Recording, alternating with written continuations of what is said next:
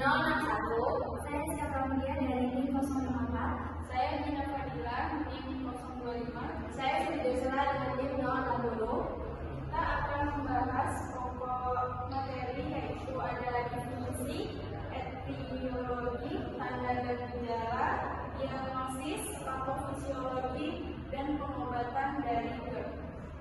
Yang pertama itu ada definisi GERD yang akan dibawakan oleh Rizka.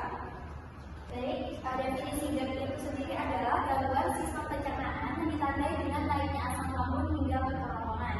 Hal tersebut terjadi karena melemahnya fungsi otot dari lens yang menyebabkan yang seharusnya yaitu mencegah untuk naiknya isi asam lambung itu ke kerongkongan karena adanya pelemahan, jadi isi lambung itu bisa naik lagi ke kerongkongan.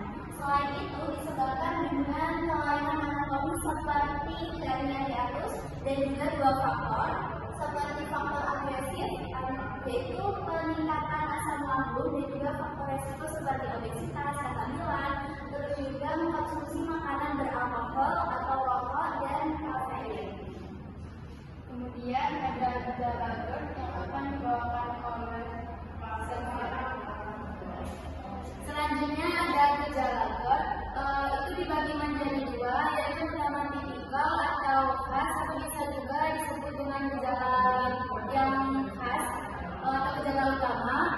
Itu yang pertama ada heartburn, itu sensasi terbakar seperti panas di ulu hati atau di belakang tulang dada, terutama setelah makan atau saat berbaring. Yang kedua ada regurgitasi, yaitu aliran isi lambung kembali ke tenggorokan atau mulut, sering terasa asam atau pahit. Nah, itu sering terjadi saat kita bangun tidur.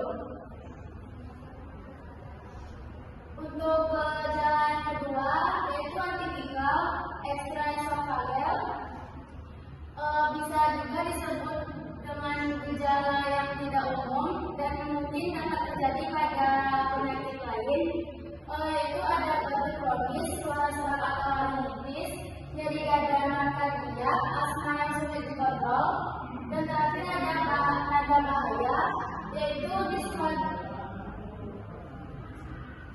Lalu ada tanda bahaya atau alarm symptoms. Yang pertama ada dispepsia atau sulit makan, odinofagia, nyeri sandaran, penurunan berat badan, anemia atau kurang darah, perdarahan saluran cerna, membutuhkan evaluasi endoskopi segera. Selanjutnya ada diagnosis yang akan dibawakan oleh Cindy. Diagnosis awal dari GERD sering ditegakkan secara klinis berdasarkan gejala tipikal dan respon penanganan terapi pengangkat asam atau perotot lemak inhibitor.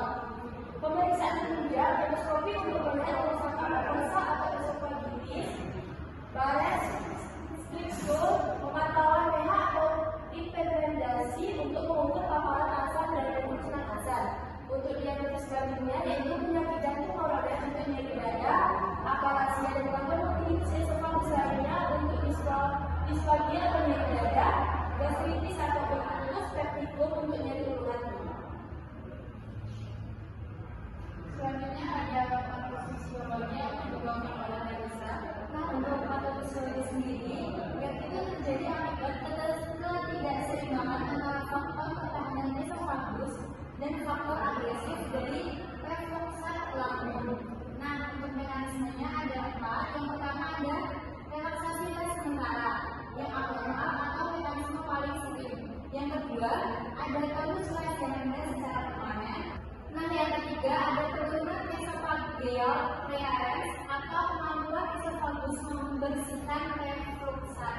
Lalu yang terakhir ada disfungsi mukosal dari esofagus. Selanjutnya ada pengobatan. GERD itu mungkin bisa sembuh sendiri dengan perbaikan pola hidup dan menjauhi kebiasaan yang dapat memicu atau memperparah GERD. Penggunaan obat mah yang dijual bebas juga bisa membantu mengatasi GERD. Untuk membantu mengatasi gejala GERD ada beberapa upaya mandiri yang bisa dilakukan, yaitu menurunkan berat badan, tidak menderita obesitas, menghindari makanan dan minuman penyebab asam lambung naik seperti makanan berlemak, serta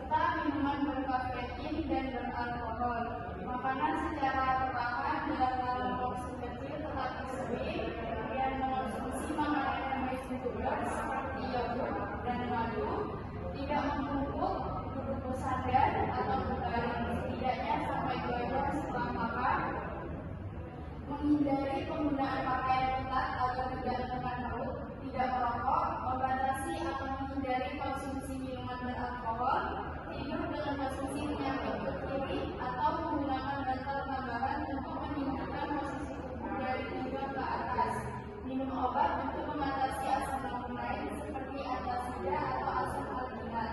Bila upaya penanganan secara mandiri belum efektif menimbulkan GERD, dokter dapat meresepkan obat atau menyarankan operasi. Obat-obatan yang dapat diresepkan oleh